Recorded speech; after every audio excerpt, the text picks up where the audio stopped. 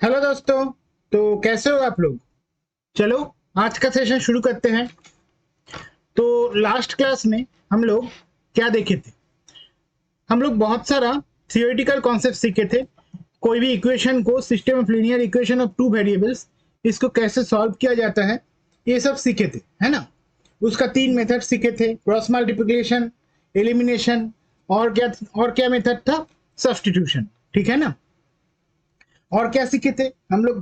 Graphical method of solution of the system of linear equation of two variables, ये भी सीखे थे। मतलब ग्राफिकल मेथड में दो इक्वेशन को कैसे सॉल्व किया जाता है, ये भी सीखे थे। और उसके बाद मैं बोला था तुम लोगों को कि एग्जाम में कभी कभी क्या होता है ना, वर्ड बेस्ड प्रॉब्लम आ जाता है।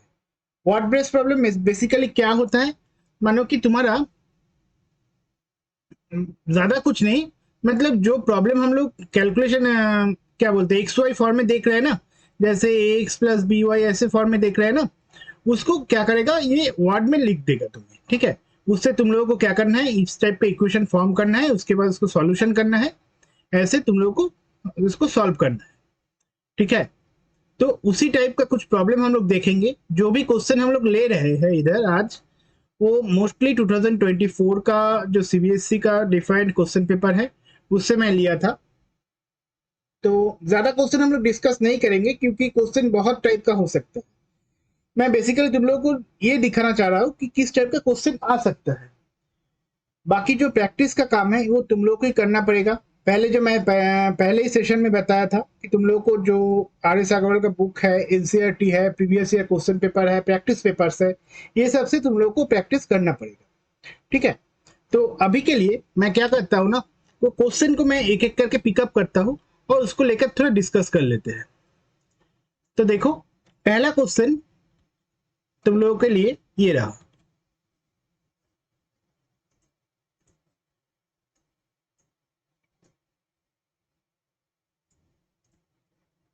इस क्वेश्चन में देखो क्या बोल रहा है, the sum of the digits of a two digit number is 9। ठीक? Also 9 times this number is twice the number obtained by reversing the order of the digit. Find the number. अभी देखो, number system से इसको हम लोग solve कैसे करेंगे। देखो, हम लोग नंबर सिस्टम से एक चीज तो सीखे थे कि कोई भी टू डिजिट नंबर को ऐसे हम लोग डिनोट कर सकते हैं कि नहीं। देखो तो ऐसे करके 10x प्लस वाई। अच्छा, ऐसा क्यों डिनोट करेंगे? टू डिजिट नंबर क्या हो सकता है? ये 21 है ना, 35, 95, ऐसा हो सकता है ना, 87। तो इसको अगर हम लोग ऐसे डिनोट करेंगे कि ये जो 87 है, 87 को अगर हम लोग ऐसे लिखते हैं 8 इंटू 10 प्लस 7, तो 87 ही आता है ना। तो इसमें अगर 8 को हम लोग क्या करते हैं, इसको हम लोग x लिख देते हैं और 7 को y लिख देते हैं। तो 87 को हम लोग इस फॉर्मेट में लिख सकते हैं कि नहीं? देखो तो, है ना? ठीक? आया समझ में बात? ऐसे ही कोई भी टू डिजिट नंबर को हम लोग इस फॉर्मेट में लिख सकते हैं। ठीक है? ऐसे ही अगर थ्री डिजिट नंबर बोलता है तो हम लोग कैसे लिख सकते हैं? इसको ऐसे लिख सकते हैं कि नहीं? देखो तो, एक बार तुम लोग सोचना इसको।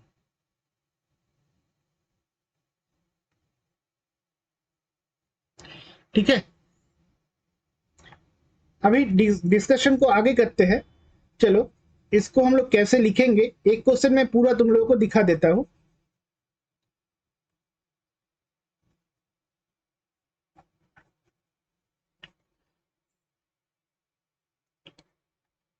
सॉरी,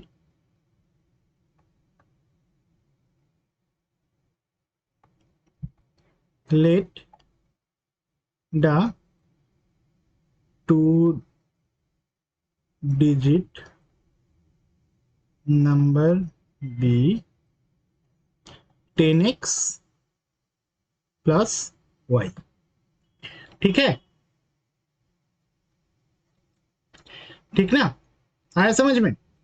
अभी देखो, इसमें क्या बोला है, सम ऑफ द डिजिट। तो डिजिट कौन सा है? ये एक्स और वाई।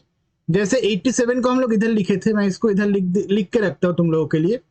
87 को हम लोग क्या लिखे थे, 8 इंटू 10 प्लस 7। तो इसमें डिजिट कौन सा था, ये था और ये था, ये क्या था, डेसिमल प्लेस, है ना। तो 10x प्लस वाई, तो इसमें बोला है sum of the digit, sum of the digit मतलब क्या हुआ, x प्लस वाई, है ना। ये बोल रहा है मेरा 9 है, तो इसको इक्वेशन 1 नाम कर दो। अब बोल रहा है 9 टाइम्स दिस नंबर, तो इस नंबर का 9 टाइम्स, तो इस नंबर का 9 टाइम्स कर लो, 10x प्लस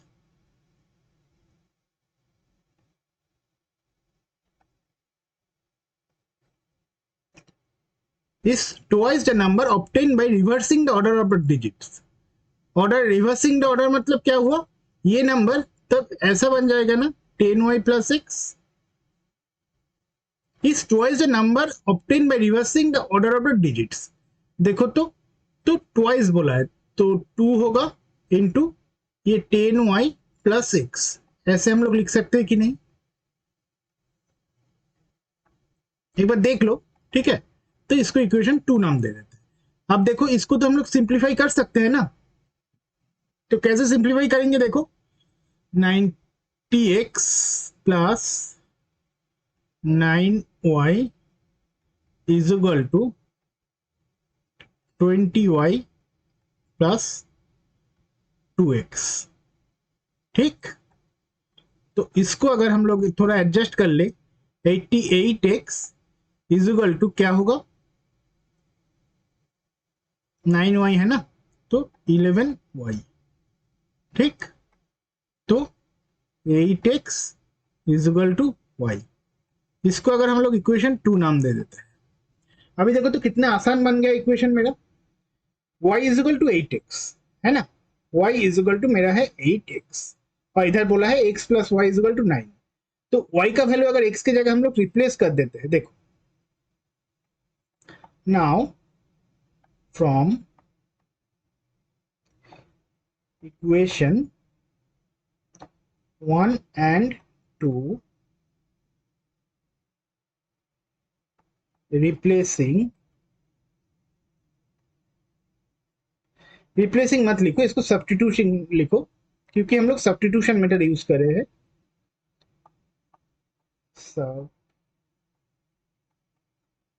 substituting the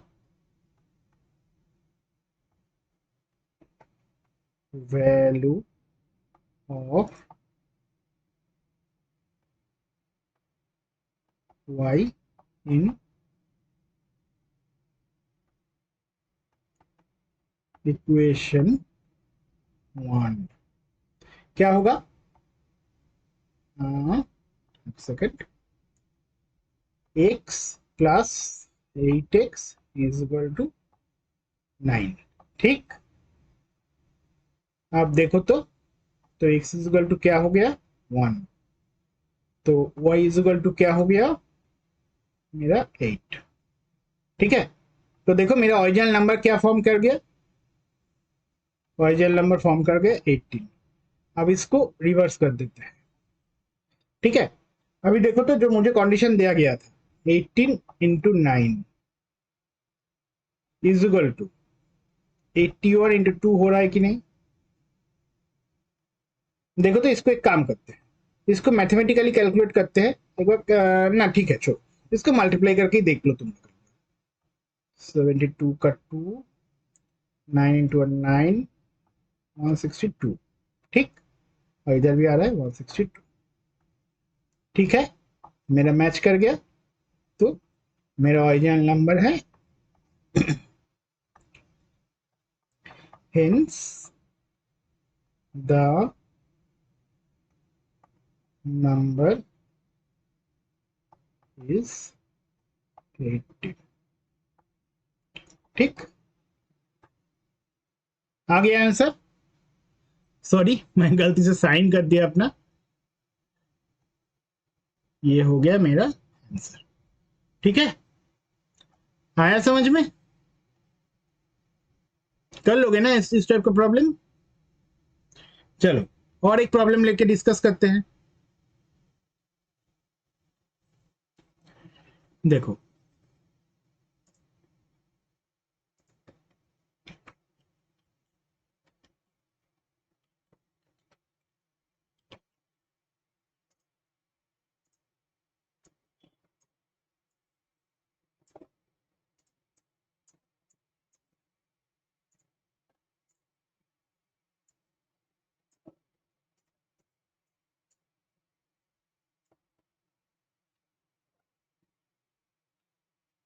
एक सेकंड, क्वेश्चन कहाँ चला गया?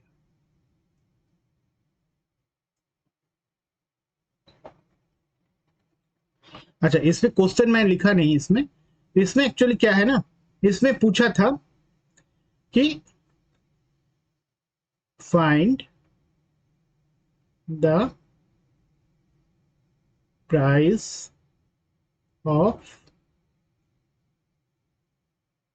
Pen and one pen and one notebook. देखो इस सभी क्वेश्चन में तुम लोगों को पूरा लिख के करना होगा। मैं थोड़ा टाइम बचाने के लिए काम कर रहा हूँ कि इतना डिटेल्स में मैं लिख नहीं रहा हूँ, ठीक है। मैं जस्ट तुम लोगों को समझाने के लिए जो जितना लिखना जरूरी है उतना ही लिखता हूँ। देखो एज्यूम कर लेते हैं, एज्यूम प्राइस पर पीस ऑफ वन नोटबुक है एक्स, ठीक है। सिमिलरली प्राइस पर पीस ऑफ वन पेन है वाई, ठीक। अब देखो क्या बोला है, Dipankar bot 3 notebooks and 2 pens for ₹80, and his friend Suryansh bought 4 notebooks and 3 pens of rupees for ₹110. Find the price of one pen and one notebook, ठीक है। तो मैं नोटबुक का, एक इंडिविजुअल नोटबुक का प्राइस एक्स पकड़ लिया, दूसरा एक पेन का पकड़, इंडिविजुअल पेन का पकड़ लिया वाई। तो देखो दीपंकर क्या कर रहा है, दीपंकर क्या कर रहा है, 3 नोटबुक ले रहा है, तो 3x प्लस 2 पेन ले रहा है, 2y इज इक्वल टू 80, ठीक। और सूर्यांश क्या कर रहा है, देखो 4 नोटबुक ले रहा है और 3 पेन ले रहा है, कितना में, 110 रुपए में, ठीक है। तो मुझे क्या करना है, एक नोटबुक और एक पेन का मतलब एक्स और वाई का वैल्यू निकालना है ना। तो कौन सा मेथड में सॉल्व करोगे, इसको इक्वेशन 1 नाम दे दो, इसको इक्वेशन 2 नाम दे दो। एलिमिनेशन लगाते हैं, तो क्या करते हैं, वाई को एलिमिनेट करने की कोशिश करते हैं। तुम लोग दूसरे मेथड भी यूज कर सकते हो। तो इसको क्या करेंगे, इसको 2 से मल्टीप्लाई करेंगे, है ना। 2 इंटू इक्वेशन 2 से करेंगे कि 3 से करेंगे, देखो तो 3 से करेंगे, वाई को एलिमिनेट करना है ना। तो 2 एंड 3 का कॉमन नियरेस्ट कॉमन मल्टीपल क्या है, 6 है ना। तो इसको 3 से मल्टीप्लाई करना होगा, 3 इंटू इक्वेशन 1। अगर ऐसा करेंगे क्या होगा, 9x plus 6y is equal to 240। और नेक्स्ट इक्वेशन को क्या करना होगा, 2 से मल्टीप्लाई करना पड़ेगा, है ना। इसका वैल्यू कितना आएगा, 8x plus 6y is equal to 220। Minus करो, देखो ये तो आउट हो गया, तो x का वैल्यू कितना आया, 20। अब जैसे x का वैल्यू 20 आ गया, इक्वेशन 1 से हम लोग y का वैल्यू निकाल सकते हैं, 3 into 20 plus 2y is equal to 80। तो 2y is equal to 20, so y is equal to 10। तो ये हो गया मेरा नोटबुक का प्राइस, ये हो गया मेरा पेन का प्राइस। आसान है, कर सकते हैं ना हम लोग एग्जाम में, दिक्कत तो नहीं होगा, ठीक है। नेक्स्ट प्रॉब्लम करते हैं। चलो करते हैं।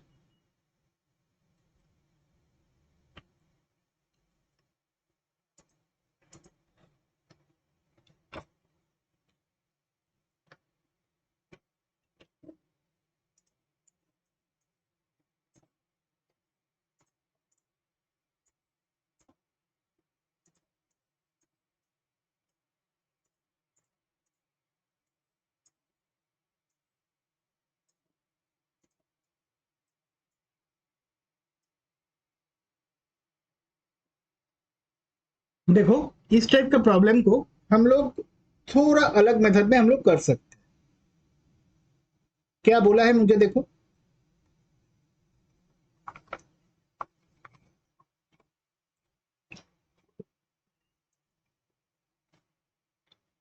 the ratio of monthly incomes of two person is 9:7 and ratio of their expenditures is 4:3.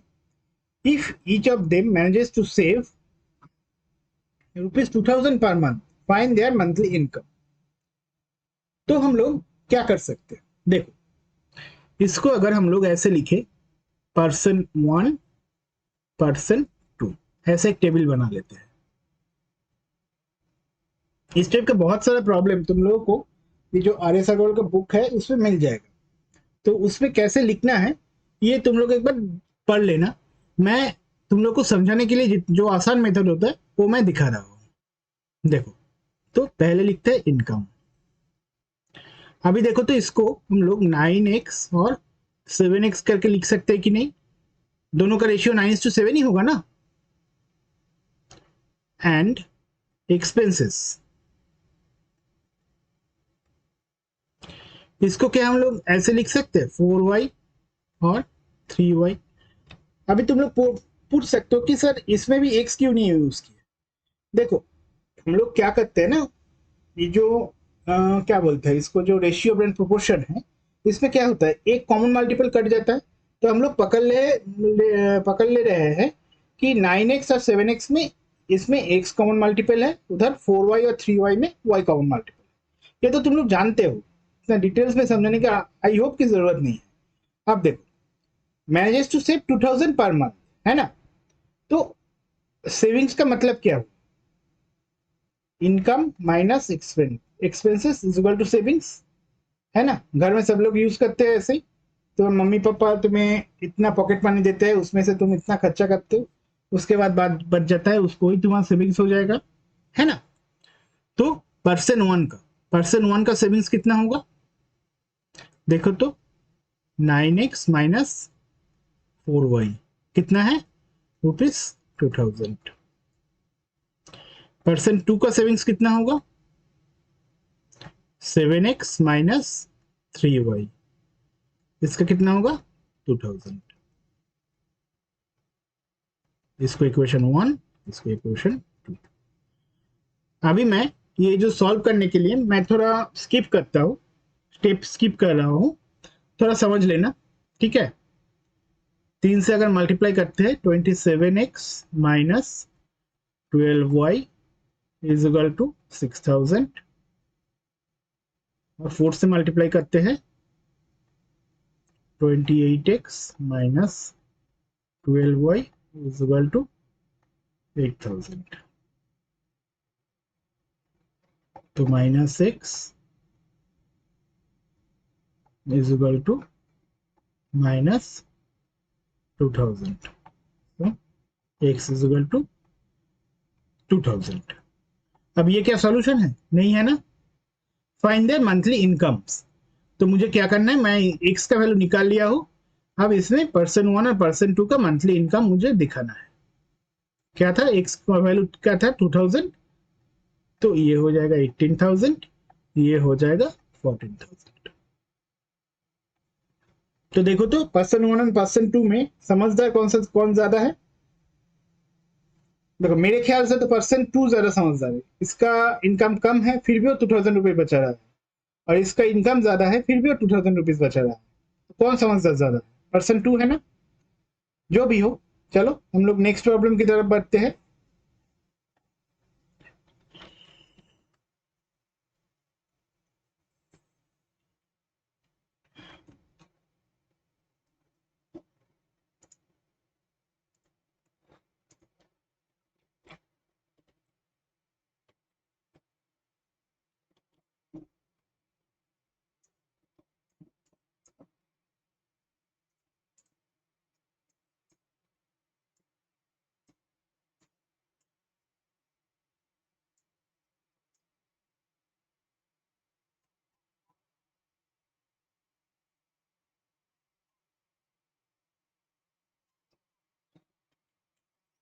एक सेकंड।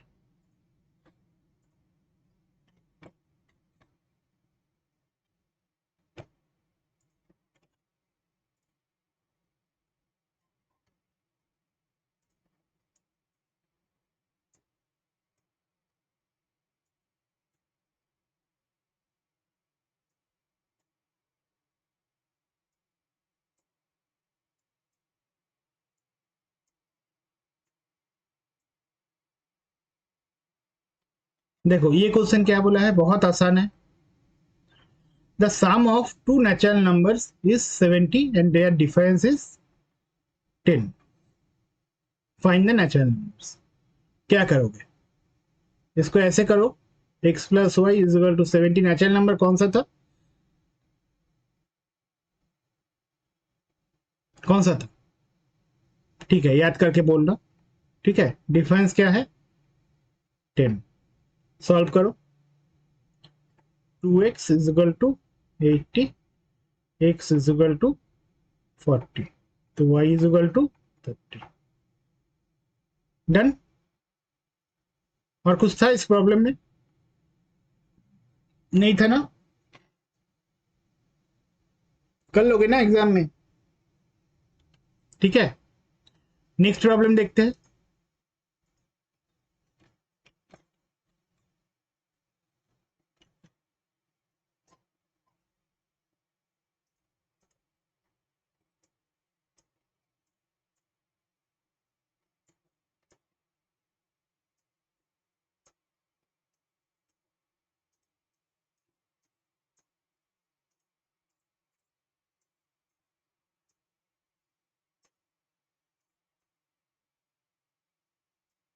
ये प्रॉब्लम देखो,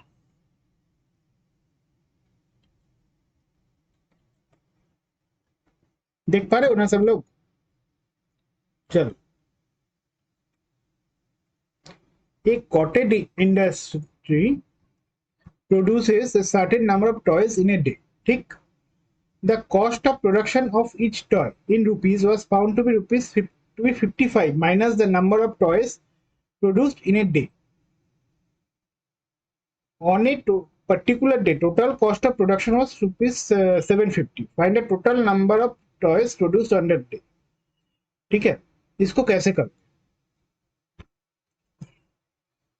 ठीक है, मुझे भी थोड़ा सोचने दो, देखते हैं क्या होता है।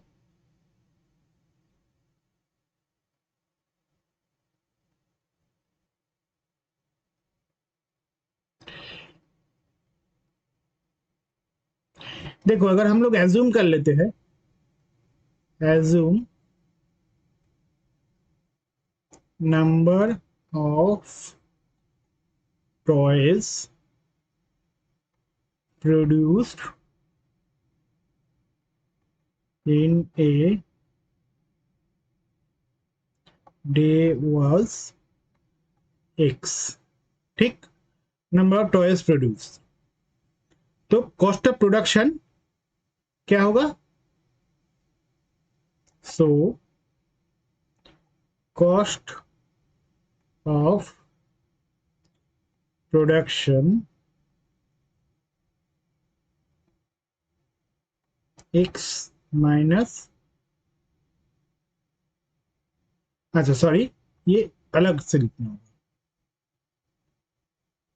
55 माइनस x, है ना? क्यों? 55 minus the number of toys, cost of production बोल रहा है 55 minus the number of toys produced in a day, तो नंबर ऑफ टॉयज प्रोड्यूस्ड बोल रहा है x, तो 55 से अगर इसको माइनस कर देंगे तो हो जाएगा मेरा कॉस्ट ऑफ प्रोडक्शन, है ना? On a particular day total cost of production was rupees 750। ठीक है, on a particular day total cost of production was rupees 750। ठीक है, टोटल कॉस्ट ऑफ प्रोडक्शन तो क्या होगा मेरा,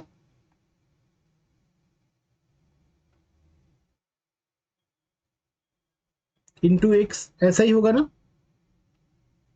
तो एक्स इंटू, मेरा शायद क्वेश्चन चॉइस करने में गलत हो गया, ये एक्चुअली क्वाड्रेटिक इक्वेशन का पार्ट है।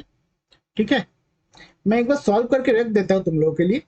पर ये क्वेश्चन हम लोग कैसे कर रहे हैं ये जब क्वाड्रेटिक इक्वेशन सीखेंगे ना, तब हम लोग अच्छे से डिस्कस कर पाएंगे। बस देख लो, तुम लोग नोट डाउन भी कर सकते हो, और किसी को अगर आइडिया हो तो मेरे साथ साथ कर भी सकते हो।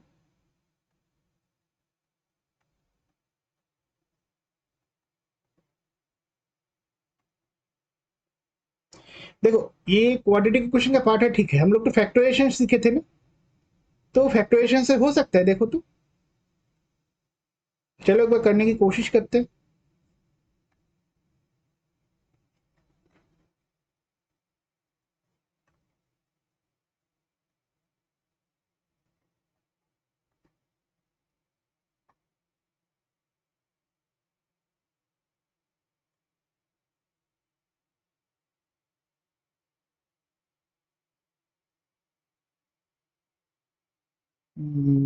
कैसे होगा, कैसे होगा, कैसे होगा?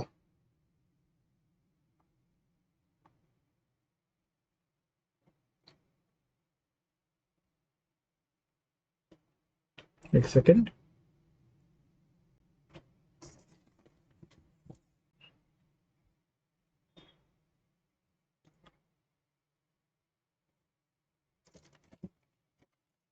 थोड़ा वेट कर जा भाई।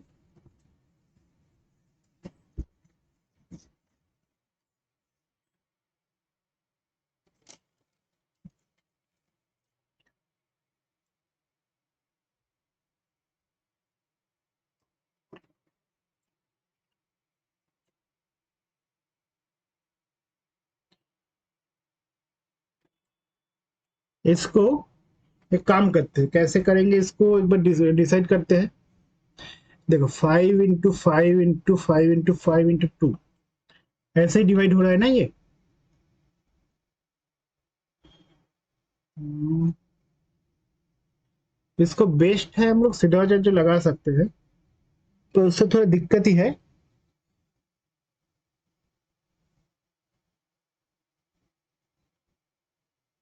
थोड़ा वेट करो तुम लोग।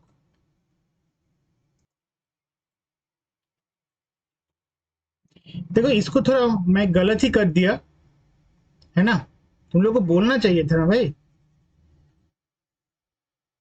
देखो, ये तो ऐसे होगा ना,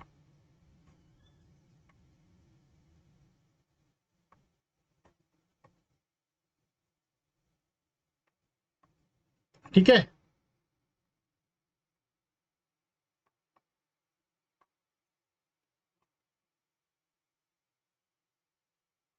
तो इसको अगर फैक्टराइजेशन करेंगे तो इसको ऐसे लिख सकते हैं, देखो तो।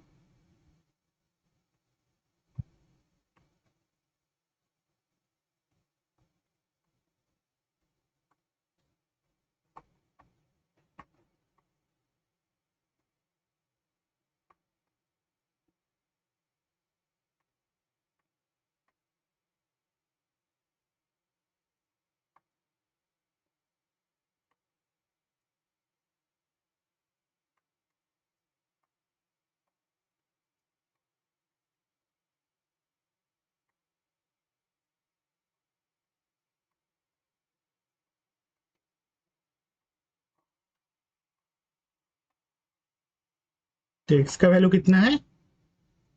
25, और एक्स का वैल्यू और कितना होगा? 30। ठीक है, अभी हम लोगों को क्या करना है, इसको मैच करके देखना है। ये मेरा सॉल्यूशन है, ठीक है। अब इसको मैच करके एक बार देखना है। तो अगर मानो कि नंबर ऑफ टॉयज प्रोड्यूस्ड हम लोग पकड़ लेते हैं कि 30 है, तो कॉस्ट ऑफ प्रोडक्शन कितना होगा? 25। तो 25 × 30 कितना आता है? 750।